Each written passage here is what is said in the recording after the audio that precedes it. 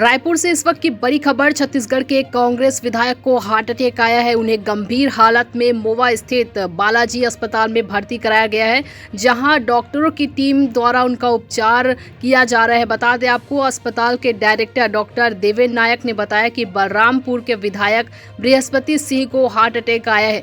यह अटैक उन्हें कल आया था, जिसके बाद उन्हें बलरामपुर स्थित शासकीय अस्पताल में ले जाया गया। इसके बाद उन्हें आज रायपुर रेफर किया गया है। जी हाँ, अस्पताल में एंजियोग्राफी होने के बाद ये स्पष्ट हुआ कि उन्हें हार्ट अटैक आया था। डॉक्टर देवेंद्र नायक के मुताबिक फिलहाल उन्हें एंजियोप्लास्टी की जरूरत नहीं है और वे अभी स्टेबल है। वहीं डॉक्टरों की टीम लगातार उनका चेकअप कर रही है। जी हाँ, बता दें इस वक्त की बड़ी खबर। कांग्रेस विधायक बृहस्पति सिंह को हार्ट अटैक आया है। डॉक्टरों के द्वारा उनका उपचार जारी है।